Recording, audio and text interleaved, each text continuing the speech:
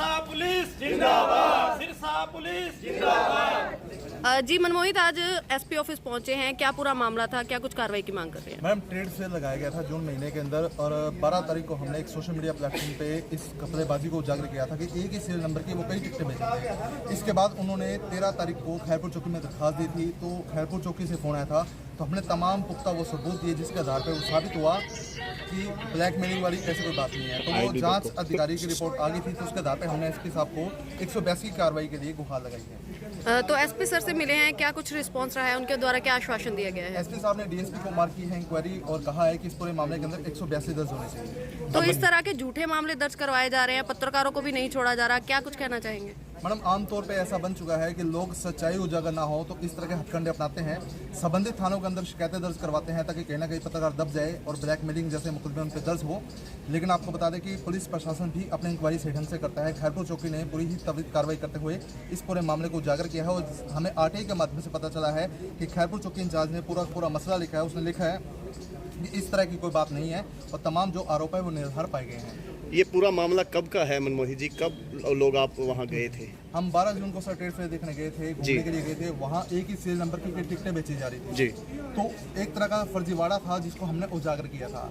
तो कहीं ना कहीं सच लोगों तक ना पहुंचे और कोई पत्रकार इस मामले को कवर ना करे, इसके चलते उन्होंने झूठी दरखास्त दी थी और इसके बाद उन्होंने लोगों से भी मुलाकात करके कहीं ना कहीं जो है छवि को प्रभावित किया था, बताया था कि ब्लैकमेलिंग कर रहे हैं। अब इस पूरे मामले को लेकर हमने भी अपने पुख्ता सबूत दिए थे जिसके आधार पर ये पूरा मामला इंक्वायरी हुआ है और जांच अधिकारी ने अपनी रिपोर्ट में लिखा है कि जो साक्ष्य ऐसे नहीं पाए गए हैं और आरोप पूरे के पूरे निराधार हैं। इसके आधार पर हमने अब एसपी सिरसा को दरखास्त दी है ताकि पूरे मामले के अंदर जो है उचित कार्रवाई हो, कानूनी कार्रवाई हो और 182 के तहत पूरे मामले के अंदर कार्रवाई की जाए। एक महिला यूट्यूबर की अहम भूमिका है क्योंकि जिस दिन हमने मेले की खबर लगाई थी उसके बाद से लगातार उसने फ़ोन किए थे और अलग अलग लोगों से दबाव बनाने की भी कोशिश की थी कि कहीं ना कहीं पैचअप हो जाए। लेकिन क्योंकि ये सच था जो हमने दिखाया था, फर्जीवाड़ा था जिसको हमने उजागर किया था, तो महिला यूट्यूबर ने दबाव बनाने के लिए बड़े प्रयास किए थे और अब एसपी साहब को दरखास्त दी गई है और एसपी साहब ने डीएसपी को ये मार्क की है और आदेश भी दिए हैं कि इसके ऊपर 182 की कार्रवाई हो। आपको ऐसा क्यों लगता है कि ये महिला पत्रकार पहले भी आप लोगों के पीछे हाथ धो के पड़ी रही है और भी आप लोगों के खिलाफ पहले इन्होंने कहीं ना कहीं पुराने मामलों की रंजिश रही है जिसके चलते इस तरह के मामले क्रिएट हुए हैं? हालांकि हमने एक सच ही दिखाया था, एक फर्जीवाड़ा उजागर किया था जिसके चलते इस तरह की झूठी शिकायत दी गई थी और कहीं ना कहीं ये उन लोगों पे तमाचा है जो ये भेदभाव मन में ये इस तरह की शंकाएं रखते हैं कि अगर कहीं ना कहीं कोई पत्रकार सच दिखाने की कोशिश करेगा तो झूठे पर्चे दर्ज करवा देंगे, ब्लैकमेलिंग का आरोप लगा देंगे। लेकिन अब दूध का दूध पानी का पानी हो चुका है और 182 के तहत एसपी साहब ने आदेश भी डीएसपी साहब को दिए हैं। हाँ बिल्कुल, 12 जून को हमने खबर शाम को चलाई थी, उसके बाद से लगातार उसके फ़ोन आए थे लेकिन हमने फ़ोन नहीं उठाया क्योंकि कहीं ना कहीं ऐसा होता है कि दबाव बनाने के लिए चीज़ें होती है। हमने फ़ोन पिक नहीं किया था तो अलग अलग लोगों से फ़ोन करवाए गए थे, पैचअप के लिए भूमिकाएं भी बनाई गई थी कि कहीं ना कहीं सच दब जाए, लेकिन हमने उस सच को उजागर किया था। अब दूध का दूध पानी का पानी आपके बिल्कुल सामने है और एसपी सिरसा ने भी 182 के तहत जो डीएसपी सिरसा को मार्क की है कि इसमें 182 की कार्रवाई की जाए। क्योंकि मामला पूरा इंक्वायरी होगा, मुकेश शर्मा से पूछा जाएगा कि आखिरकार आपने शिकायत किसके दबाव में दी थी, उसने खुद की मर्जी से दी थी या किसी के दबाव में दी थी। पूरा मामला इंक्वायरी होने के बाद जो भी इस गिरोह में शामिल होगा उसके खिलाफ भी हम कार्रवाई की गुहार लगाएंगे। एसपी साहब ने क्या आश्वासन दिया है आप लोगों को? एसपी साहब ने डीएसपी सुभाष जी को मार्क की है और 182 के तहत कार्रवाई के आदेश दिए हैं। जी संजय जी, क्या कहना चाहेंगे? झूठी कंप्लेंट करवाई गई थी। 12 तारीख को हम 12 जून को ट्रेड फेयर फिल्म मेला देखने गए थे, तो उस दौरान हमने ट्रेड फेयर में डायनोसॉर की टिकट ली, तो एक ही नंबर की हमें 2 टिकटें दी गई जिसमें 1009 नंबर की 2 टिकटें थी। जब हमने पूछा गया भी एक ही नंबर की 2 टिकटें एक और दी जाए तो उन्होंने हमें कहा ये 2 टिकटें हैं। ऐसी ही 5 सीरीज टिकटें हमारे पास और हैं। फिर हमने पूछा आपके मालिक कौन है, तो उन्होंने बताया मालिक हमारे अंदर रूम में बैठे, उनसे मिल लो। उनसे जब मिलने हमने गए सीधा, तो उन्होंने सीधा हम पर ब्लेम लगाया, बोलो जी आपने 50,000 रुपये मांगे हैं, रिश्वत मांगी है। तो हमने कहा ऐसा तो हमने कोई नहीं मांगा। फिर उन्होंने अपने बाउंसर को बुला लिया, बाउंसर ने हमसे पूछा भाई आप क्या मैटर है जी? हमने ये बताया जी हमारे पास ये दिक्कत है हमें, तो ये टिकट बताइए आप, एक है 2? तो उन्होंने बताया जी टिकट तो एक ही बनती है। तो मैं सर इसमें 5 नंबर की 5 सीरीज की टिकटें हैं। बोलो जी ये गलत है। फिर हमने मैनेजर से पूछा क्या है जी?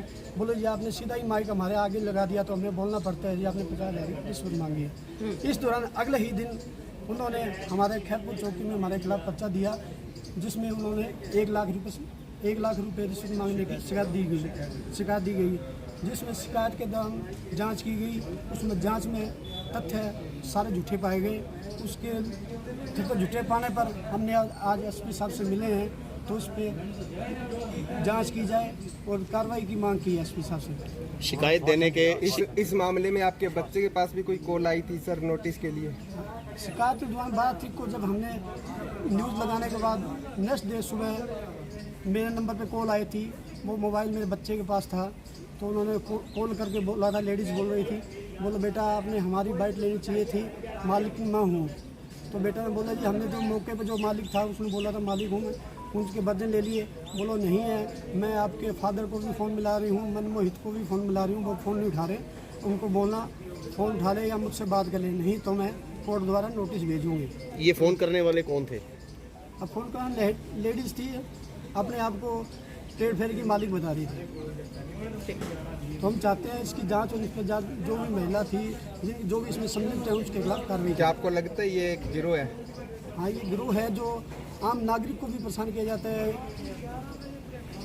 और आप लोगों को कोई इन दिनों में कुछ हरासमेंट भी हुई, कुछ परेशानियां भी इन दिनों में आपको सहनी पड़ी? हाँ, हम पर प्रेशर डाला गया है, कभी किसी राजनीतिक दबाव से, कभी किसी से वही मैटर क्लोजअप किया जाए। तो हमने कहा ये दूध का दूध पानी का पानी होना चाहिए, आगे आने चाहिए, जो भी है आगे आएगा, जिससे जनता को भी पता लगे झूठी कार्रवाई होने पर क्या कार्रवाई होती है। अब कितनी उम्मीद मानते हैं एसपी साहब के आश्वासन के बाद? हमें आश्वासन के हिसाब से 100% उम्मीद है इस पर कार्रवाई होगी।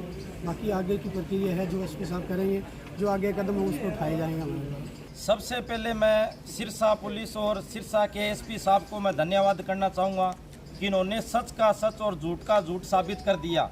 और इसके साथ साथ मैं यह भी बताना चाहूँगा कि सोशल मीडिया के पत्रकारों के साथ हर दिन अत्याचार होते जा रहे हैं, इनके ऊपर दबाव बनाया जा रहा है। कोई व्यक्ति झूठी शिकायत दे देता है, कभी राजनीतिक दबाव बना दिया जाता है।